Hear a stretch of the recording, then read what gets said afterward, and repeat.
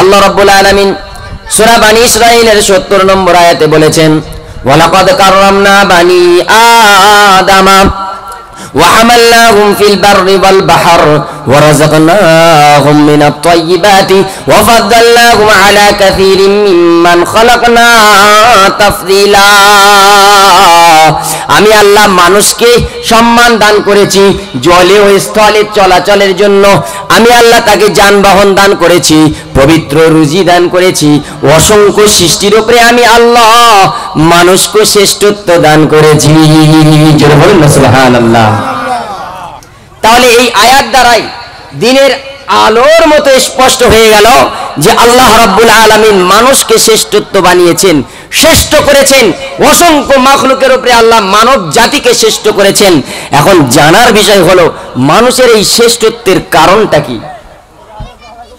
যদি মানুষের শ্রেষ্ঠত্বের কারণ কোনো কিছু করার দক্ষতা আমার বাপেরা আমার, তাহলে মৌমাছি আশরাফুল মখলুকাত হলো না কেন? বিশিষ্ট প্রাণী বিজ্ঞানী ইমাম কাজবিনী রাহিমাহুল্লাহ আজাইবুল মখলুকাত নামক কিতাবের মধ্যে লিখেছেন, মৌমাছি 6 কোণ বিশিষ্ট ঘর তৈরি করে। একটাও কোণ 4 কোণ হয় না, 5 কোণ হয় না, একটা বেঁকাও হয় না, একটা টেরাও হয় না। জোরে বলুন না সুবহানাল্লাহ। বিজ্ঞানীরা ভেবে অবাক হয়ে যাচ্ছে, আয় হায়, কোনো স্কেল নেই, কোনো গজ নেই, কোনো মাপার যন্ত্র নেই, অথচ মৌমাছি এত সূক্ষ্মভাবে 6 কোণ বিশিষ্ট ঘর তৈরি করেছে, তারা এদিকে অবাক হয়ে পারে না। আমার আল্লাহ কোরআন মাজিদে 114টা সূরা নাজিল করেছে ভাবেরা, তার মধ্যে 16 নম্বর সূরা আল্লাহ মৌমাছির নামেই নাজিল করেছেন, সূরাতুন নাহল। আর নাহল মানে হলো মৌমাছি। আমার আল্লাহ মৌমাছির ভিতরে এত জ্ঞান দিয়েছে।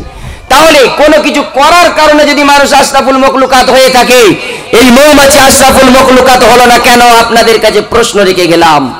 নাম্বার 2, যদি কারিগরি ক্ষমতার কারণে মানুষ আশরাফুল মখলুকাত হয়ে থাকে, তাহলে বাবুই পাখি আশরাফুল মখলুকাত হলো না কেন? আমরা তাল গাছে বাবুই পাখির বাসা দেখেছি, কত সুন্দর করে সে বাসা বাঁধে। তার মানে জমিদারের রাজভবনে যা কিছু থাকে, বাবুই পাখির ছোট্ট কুটিরে তার সব কিছু থাকে। তাহলে এই বাবুই পাখি আশরাফুল মখলুকাত হলো না কেন? যদি চিকিৎসা বিদ্যার কারণে মানুষ আশরাফুল মখলুকাত হয়ে থাকে, প্রাণের বাপেরা আমার, অনেক প্রাণী আছে তারা চিকিৎসা বিদ্যায় কম নয়।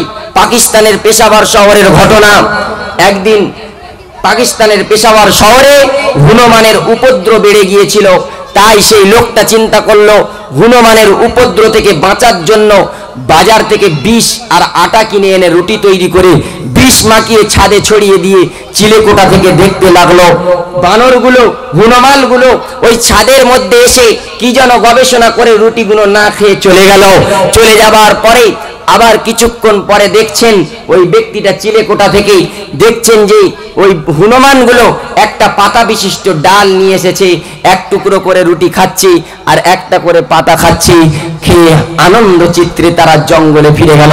বলছিলাম বন্ধু, যদি চিকিৎসা বিদ্যার কারণে মানুষ আশরাফুল মখলুকাত হয়ে থাকে, তাহলে এই বনের জঙ্গলের পশুগুলো আশরাফুল মখলুকাত হলো না কেন? যদি শূন্যে ওড়ার কারণে আশরাফুল মখলুকাত হয়ে থাকে, তাহলে ঈগল পাখি আশরাফুল মখলুকাত হলো না কেন? যদি সমুদ্রের তলদেশে ডুবে যাবার নাম যদি আশরাফুল মখলুকাত হয়ে থাকে, তাহলে তিমি মাছ আশরাফুল মখলুকাত হলো না কেন? শক্তি সাহসের কারণে মানুষ যদি আশরাফুল মখলুকাত হয়ে থাকে, তাহলে জঙ্গলের বাঘ এবং সিংহ আশরাফুল মখলুকাত হলো না কেন? কেন বিশাল আকারের আফ্রিকার জঙ্গলের হাতিকে বাদ দিয়ে আমার আপনার মতো দুর্বল মানুষকে আল্লাহ আশরাফুল মখলুকাতের মর্যাদা দিল? একটু কি আমাদের জানার প্রয়োজন পড়বে না? সম্মানিত আমার বাপেরা, বিশিষ্ট ওলামা ইকরাম বলেন, মানুষের ভিতরে আল্লাহ রাব্বুল আলামিন এমন বিবেক এবং বুদ্ধি দিয়েছেন যার কারণে মানুষের মিলেছে। 1 নম্বরে হলো ঈমান, 2 নম্বরে হলো ইলমে ইলাহি। জোরে বলুন না সুবহানাল্লাহ, নারায়ে তাকবীর। তাহলে 1 নম্বরে কি কথা বলেন? 1 নম্বরে কি? ঈমান। 1 নম্বরে কি বাপ? 2 নম্বরে হলো ইলমে ইলাহি। সূরা মুজাদালা 11 নম্বর আয়াত আল্লাহ রাব্বুল আলামিন বলেন, ইয়ারফাইল্লাহুল্লাযীনা আমানু মিনকুম ওয়াল্লাযীনা উতুল ইলমা দারাজাত। আমি আল্লাহ দাত্তাইন ভাষায় মস্কটের শেখ পাড়ার মানুষদেরকে বলে দিলাম, যারা ইমানের সাথে ইলমে ইলাহি হাসিল করবে আমি আল্লাহ তাদের দুনিয়া এবং আখিরাতে মর্যাদা বাড়িয়ে দেব। জোরে বলেন না সুবহানাল্লাহ। আল্লাহ রাব্বুল আলামিন বলেন, ইয়ারফাইল্লাহুল্লাযীনা আমানু মিনকুম ওয়াল্লাযীনা উতুল ইলমা দারাজাত, যারা ঈমানের সাথে ইলমকে হাসিল করবে আমি আল্লাহ তাদের দুনিয়া এবং আখিরাতে তাদের সম্মানকে বাড়িয়ে দেব। আমার বাপেরা, আমার ঈমান ছাড়া যদি কোনো মানুষ পৃথিবীতে আসে, মানুষ রূপে জন্মগ্রহণ করেছে কিন্তু তার ঈমান নসিব হয়নি, তাহলে ওই মানুষটা আশরাফুল মখলুকাত কোনোদিন হতে পারে না। আমার আল্লাহ কোরআনে বলেছেন, উলাইকা কালানাম বালহুম আদল উলাইকা হুমুল গাফিলুন, তারা হলো চতুষ্পদ জন্তুর মতো, না না না, তার থেকে আরো খারাপ, এরাই হলো পরকাল থেকে গাফেল। তাহলে বোঝা গেল, ঈমান ছাড়া কোন মানুষ যদি জন্মায় তাহলে ও মানুষ থাকবে না, ও চতুষ্পদ জন্তুর হয়ে যাবে। আমার বাপেরা, আমার সূরা বাকারার 24 নম্বর আয়াতে আল্লাহ তাআলা বলেন, ফাত্তাকুন নারাল্লাতী ওয়াকুদুহান নাস ওয়াল হিজারা উইদ্দাত লিল কাফিরিন, তোমরা সেই জাহান্নামের আগুন থেকে বাঁচো যে জাহান্নামের কাঠ হবে মানুষ এবং পাথর, যা কাফেরদের জন্য আমি আল্লাহ বানিয়ে রেখেছি। ঈমান ছাড়া মানুষ হবে জাহান্নামের কাঠ, জাহান্নামের খড়গ বেনে যাবে। ঈমান ছাড়া সহিহ বুখারী 406 নম্বর হাদিসে আম্মা জান আয়েশা সিদ্দিকা রাদিয়াল্লাহু আনহা বলেছেন, আল্লাহর রাসূলকে জিজ্ঞেস করছে, ইয়া রাসূলুল্লাহ, ইয়া হাবিবাল্লাহ, ইবনে জুদআন নামক লোকটা গরীব এতিম মিসকিনদের খানা খেতে দিত। ইয়া রাসূলুল্লাহ, গরীব এতিম দুঃখিত মানুষদেরকে খানা খেতে দিত, তাদের পোশাক আশাকের ব্যবস্থা করে দিত। ইয়া রাসূলুল্লাহ, তার এই আমল, তার এই সৎ কাজ তার কি কোনো কাজে আসবে না? আল্লাহর রাসূল সাল্লাল্লাহু আলাইহি ওয়াসাল্লাম বললেন, ও আয়েশা, না না না, ওই ইবনে জুদআন নামক লোকটি কোনদিন আমার আল্লাহর নাম নেয়নি, অতএব এর কোনো আমল আমার আল্লাহর দরবারে কবুল হবে না। জোরে বলেন আল্লাহু আকবার। আরো জোরে মুসলমান বলেন আল্লাহু আকবার। তাহলে এই হাদিস দ্বারাই দিনের আলোর মতো আমরা বুঝতে পেরে গেলাম, ঈমান ছাড়া কোনো আমল আল্লাহর দরবারে কবুল হবে, জোরে বলেন না। সম্মানিত বাপেরা আমার, এর পেছনে যুক্তিও আছে। ধরুন আপনারা চিঠি লিখেছেন, এখান থেকে আপনার ছেলে সৌদি আরবে থাকে, বা ধরে নিন আপনি চেন্নাই থেকে কলকাতায় চিঠি লিখেছেন, খুব সুন্দর করে চিঠি লিখেছেন, কিন্তু চিঠির নিচে আপনি আপনার ছেলের ঠিকানা দেননি, তাহলে ওই চিঠিটা কি গন্তব্যস্থলে পৌঁছাবে? বা হ্যাঁ না বলেন, পৌঁছাবে? পৌঁছাবে না। কেন? ঠিকানাবিহীন চিঠি কোনোদিন গন্তব্যস্থলে পৌঁছায় না। যদি সোনার কলম আর জাফরানের কালি দিয়ে লেখা হয়, তবু ও চিঠি গন্তব্যস্থলে পৌঁছাবে না। কারণ হলো ও চিঠির নিচে ঠিকানা লেখা নেই। যদিও কোনো মানুষ সৎ কাজ করে, মুসলমান না হয়, ইমানদার না হয়, ওর আমল আল্লাহর দরবারে কবুল হবে না। আমার বাপেরা আমার, আল্লাহ পাক রব্বুল আলামিন এই মানুষকে আশরাফুল মাখলুকাত বানিয়েছেন। নাম্বার 1 হলো ঈমানের কারণে। আমরা স্পষ্টভাবে বুঝতে পারলাম, ঈমান পেয়েছি বলে আমরা আশরাফুল মাখলুকাত হয়েছি। জোরে বলুন সুবহানাল্লাহ। দ্বিতীয় নম্বর কারণ হলো ইলমে ইলাহি। ইলম ছাড়া মানুষ কোনোদিন সমাজকে পরিবর্তন করতে পারবে না। মূর্খ মানুষ হলো জাতির ক্যান্সার। মূর্খ মানুষ কোনোদিন সমাজ পরিবর্তন করতে পারে না।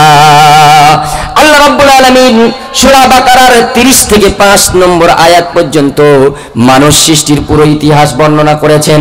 আল্লাহ রাব্বুল আলামিন স্পষ্টভাবে বলেছেন, আদম আলাইহিস সালামকে যখন আল্লাহ তাআলা সৃষ্টি করার জন্য মাশওয়ারা করলেন, ফেরেশতারা বলল, নাহনু নুসাব্বিহু বিহামদিকা ওয়া নুকদ্দিসু লাক, আয় আল্লাহ, আমরা যারা আপনার সিজদায় থাকি, সিজদায় থাকবো কিয়ামত পর্যন্ত। হে আল্লাহ, আমরা যারা রুকুতে থাকি, কিয়ামত পর্যন্ত রুকুতে থাকবো।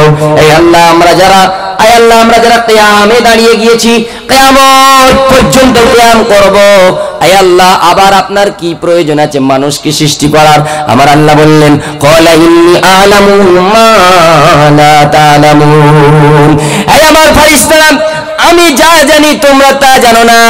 আল্লাহ রাব্বুল আলামিন আদমকে সৃষ্টি করে ফেললেন। সৃষ্টি করার পরে আদমকে সব ধরনের জ্ঞান দান করে দিলেন। আল্লাহর জ্ঞান থেকে তাদেরকে জ্ঞান দিয়ে দিলেন। দেওয়ার পরে ফেরেশতাদেরকে ডাকলেন, আদম আলাইহিস সালামকে ডাকলেন। ডাকার পরে পরীক্ষা শুরু হয়ে গেল। ফেরেশতাদেরকে জিজ্ঞেস করলেন, আমার ফেরেশতারা বলো, এই সমস্ত জিনিসের নামগুলো তোমরা বলে দাও।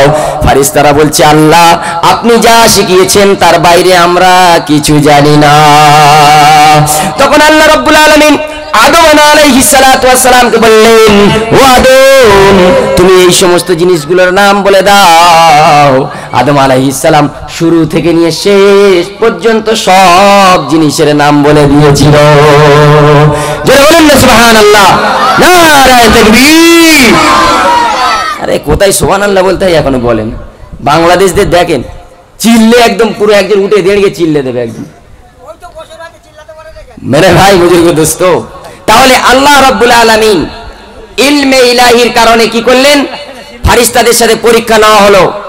ফেরেশতাদের মধ্যে থেকে আদম আলাইহিস সালাম পাস করে গেল।